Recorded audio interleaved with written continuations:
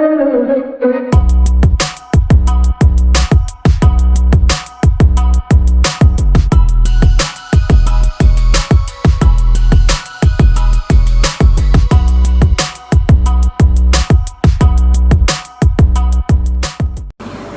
jemaat yang dikasih Tuhan. Haleluya. Saat hari ini mari kita persiapkan hati kita untuk memuji dan menyembah Tuhan kita, Allah yang hidup, Allah yang berkuasa. Haleluya. Sungguh kami ucap syukur Bapa atas kasih dan setiamu. Terima kasih Tuhan atas pengorbananmu, atas cinta kasih-Mu bagi kami yang Kau limpahkan. Kami sangat ucap syukur Bapa. Kami mau belajar membalas kasih setiamu dengan berlaku taat dan setia kepadamu. Haleluya. Dia Yesus telah mati bagiku.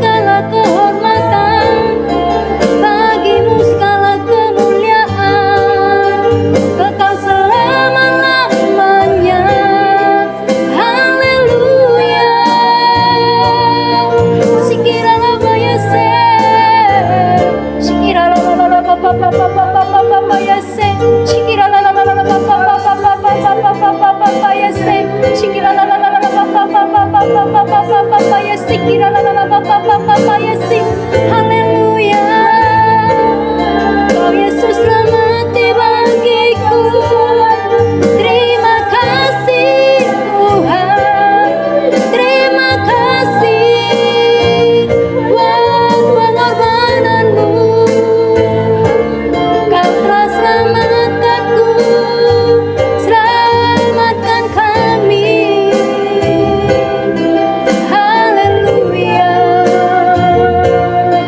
kami sembah Kau Tuhan, kami puji. Selamat kami hidup tetap menyembah-Mu. Haleluya, haleluya.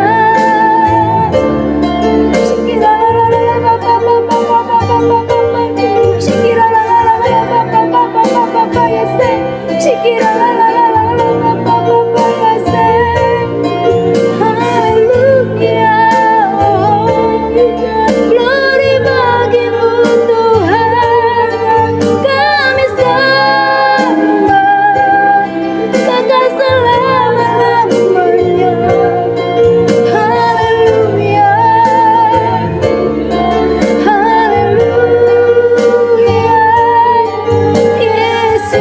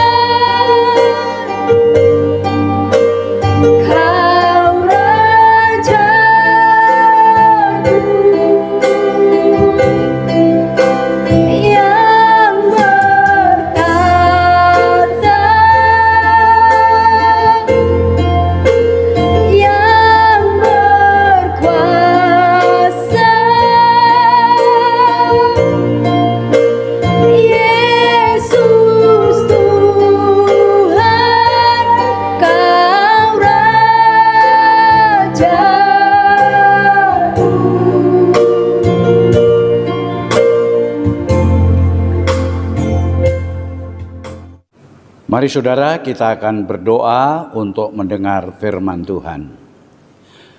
Bapa yang baik, kami bersyukur pada hari ini kami boleh beribadah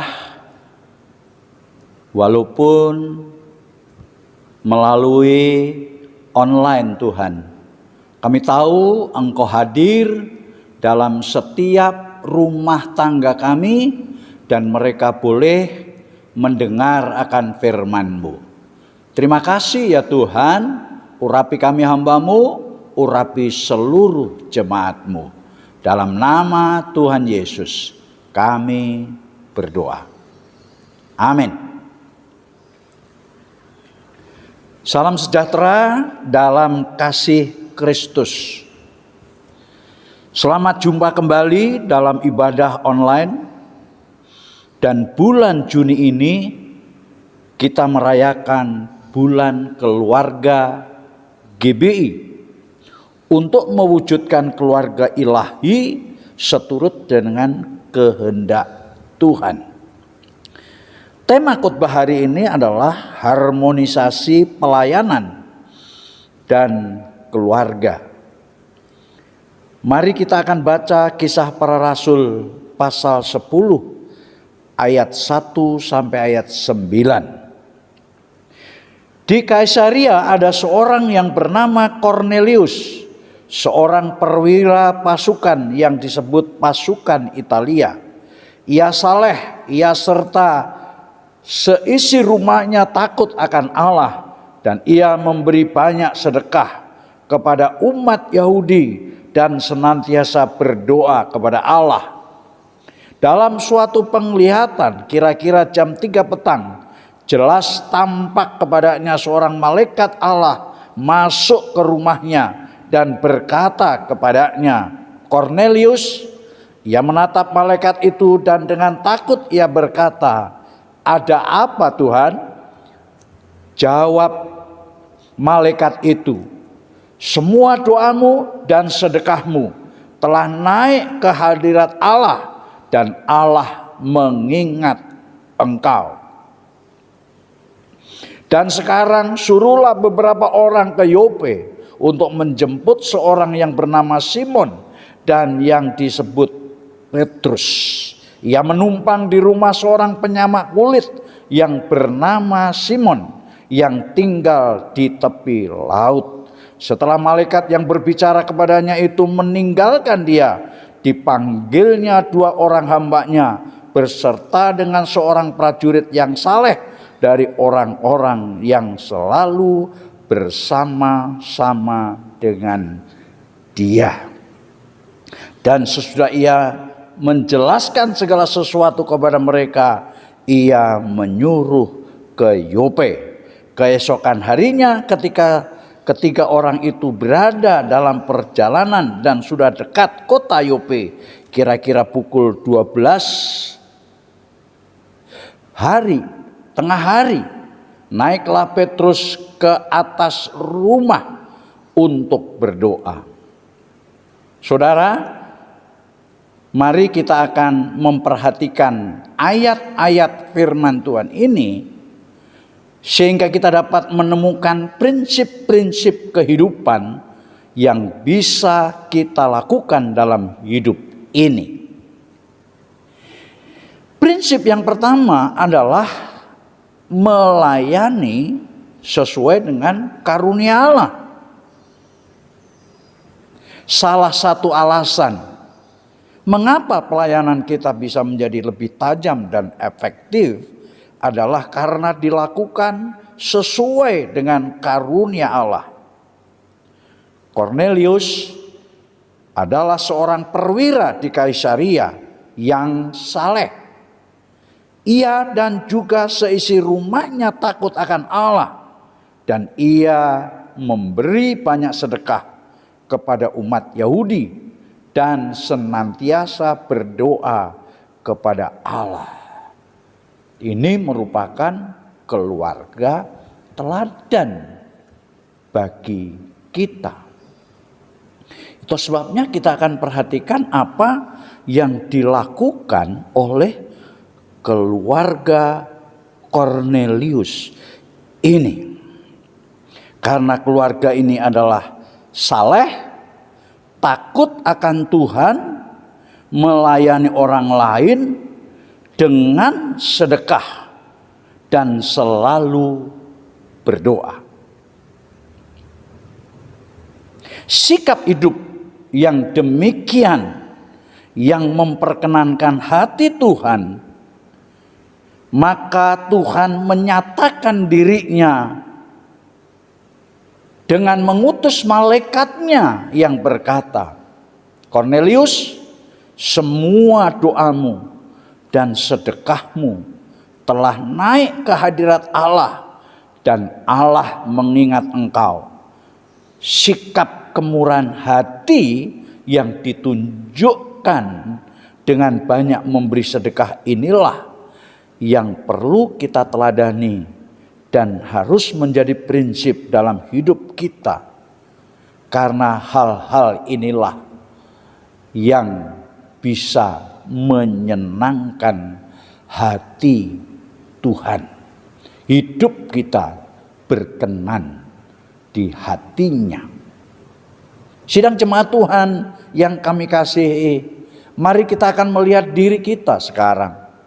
Karunia apa yang kita miliki dan bagaimana kita mengembangkannya untuk melayani Tuhan dan sesama. Prinsip yang kedua, selain kemurahan hati, adalah Kornelius membawa orang lain untuk mengenal Tuhan. Ini juga prinsip yang luar biasa. Ini juga yang harus kita ikuti. Kita harus membawa orang untuk mengenal Tuhan. Sementara utusan Kornelius pergi ke Yope untuk menjemput Petrus sesuai dengan petunjuk malaikat yang diterimanya, maka Kornelius memberitahukan kepada saudara-saudaranya dan sahabat-sahabatnya untuk berkumpul di rumahnya menantikan kedatangan Petrus, karena Kornelius ingin saudara dan sahabatnya mendengar hal yang penting yang akan disampaikan oleh Petrus. Kalau kita membaca dalam Kisah Rasul pasal 10 ayat 23 dan 24, ia mempersilahkan mereka untuk bermalam di situ. Keesokan harinya ia bangun dan berangkat bersama-sama dengan mereka, dan beberapa saudara dari Yope menyertai dia. Dan pada hari berikutnya sampailah mereka di Kaisaria. Perhatikan ayat selanjutnya. Kornelius sedang menantikan mereka, dan ia telah memanggil sanak saudaranya dan sahabat-sahabatnya berkumpul. Inilah hati daripada Kornelius.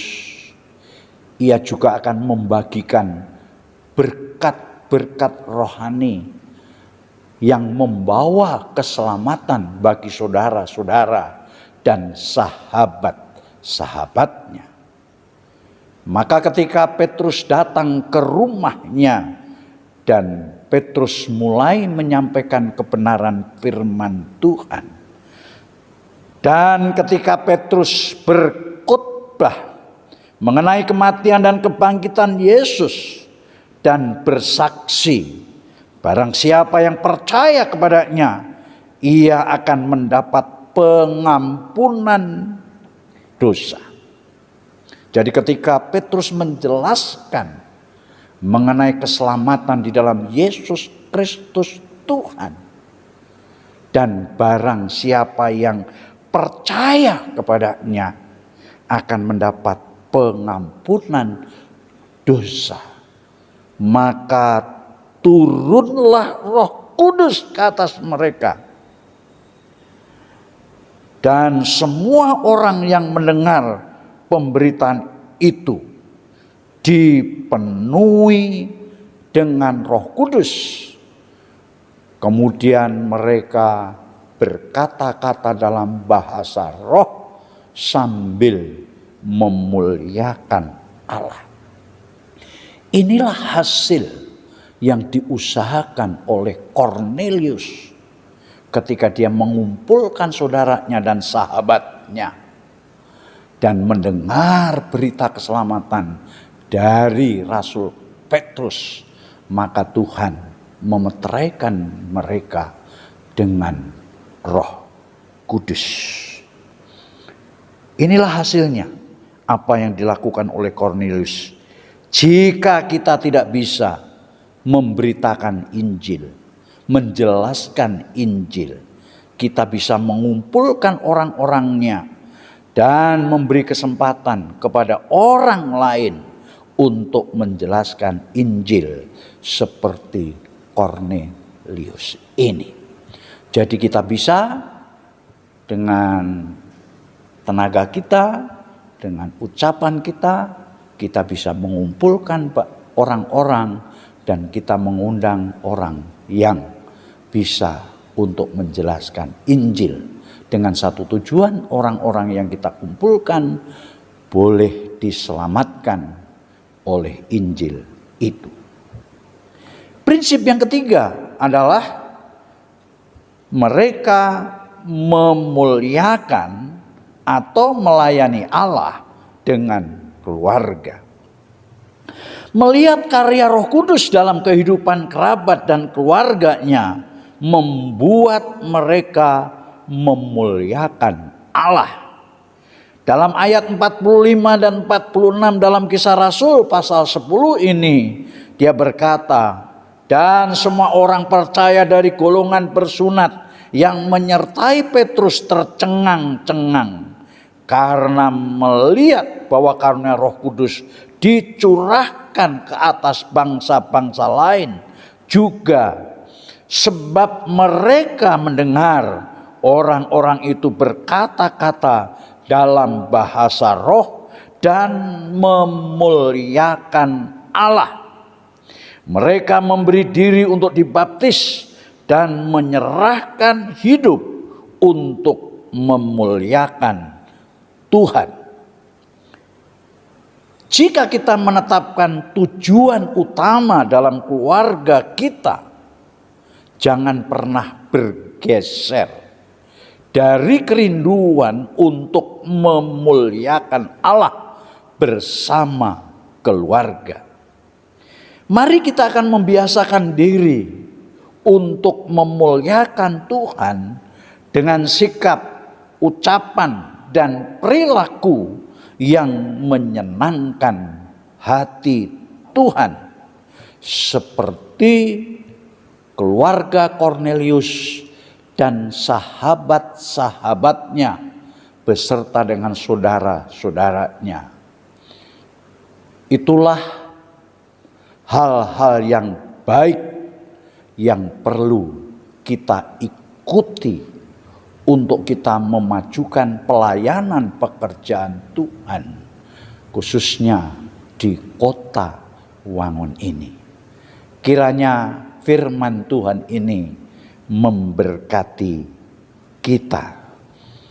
Amin.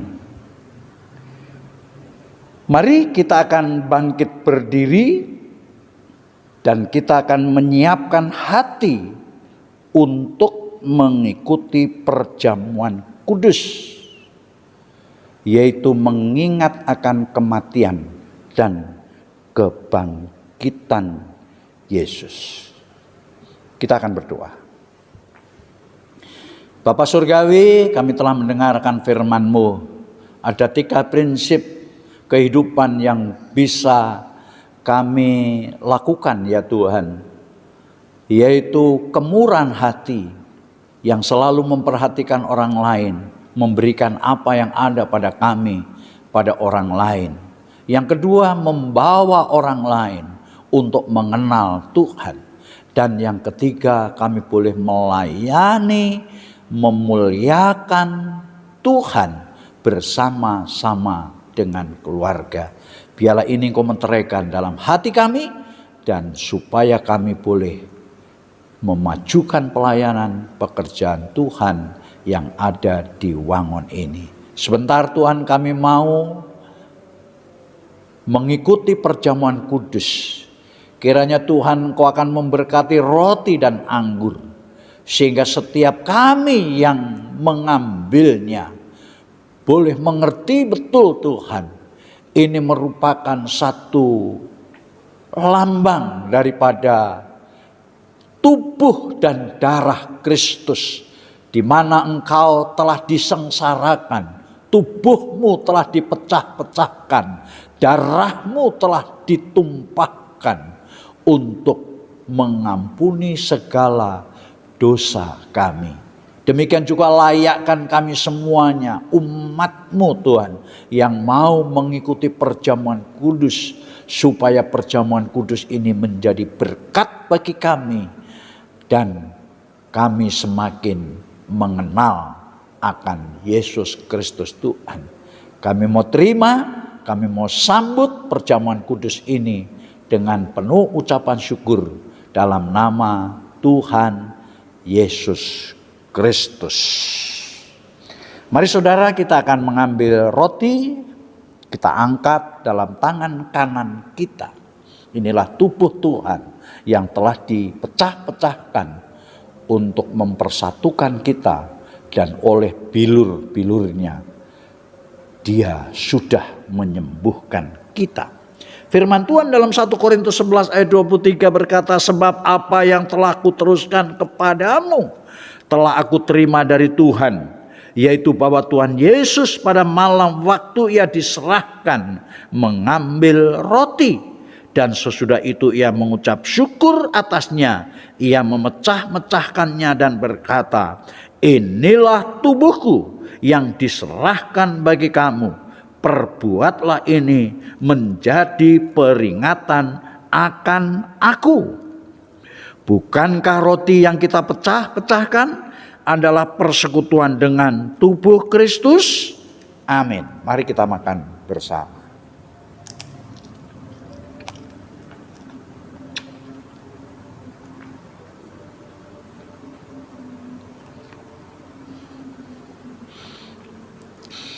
Kita angkat cawan dalam tangan kanan kita. Inilah darah Tuhan yang mulia, darah Tuhan yang tak bercacat celah, darah Tuhan yang mahal, yang menebus semua dosa kita. Sekarang kita menjadi miliknya. Demikian juga Ia mengambil cawan sesudah makan, Ia lalu berkata, cawan ini adalah perjanjian baru yang dimeteraikan oleh darahku. Perbuatlah ini setiap kali kamu meminumnya menjadi peringatan akan aku. Bukankah cawan pengucapan syukur yang atasnya kita ucapkan syukur adalah persekutuan dengan darah Kristus? Mari kita sama-sama minum dalam nama Tuhan Yesus.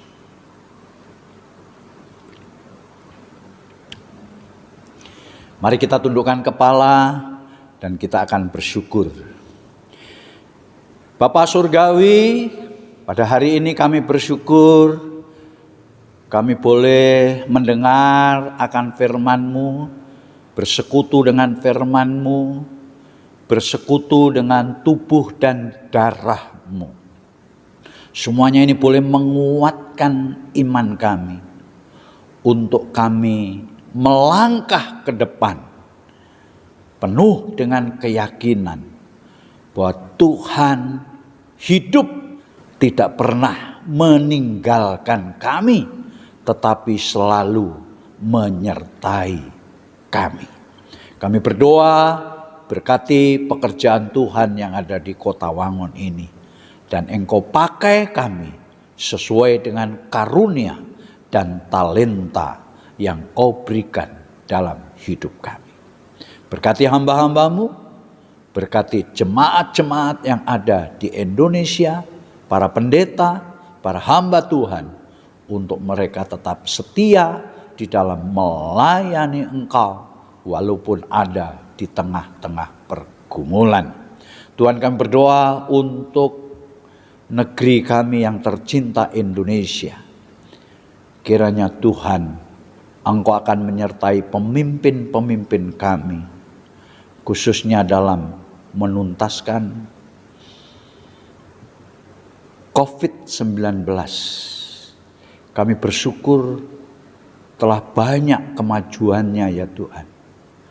Kiranya hikmat-Mu menyertai para pemimpin kami untuk dapat mengambil langkah-langkah yang tepat, sehingga virus corona ini cepat berlalu dari negeri kami. Berkati juga Tuhan masyarakat Indonesia, supaya mereka mentaati peraturan pemerintah, yaitu tetap tinggal di rumah, dan jikalau mereka keluar harus memakai masker dan selalu cuci tangan, jaga jarak, jauhi dari kerumunan massa. Terima kasih Tuhan, Engkau juga memberkati Tuhan orang-orang yang percaya yang ada di Indonesia. Engkau pakai mereka ya Bapa. Bahkan para perawat, dokter, relawan, TNI, Polri yang ada di gugus tugas, kiranya Engkau juga melindungi, menaungi, dan memberkatinya ya Bapa. Terima kasih. Terpuji akan nama-Mu kekal selama-lamanya. Dalam nama Tuhan Yesus kami berdoa. Mari kita angkat kedua belah tangan kita.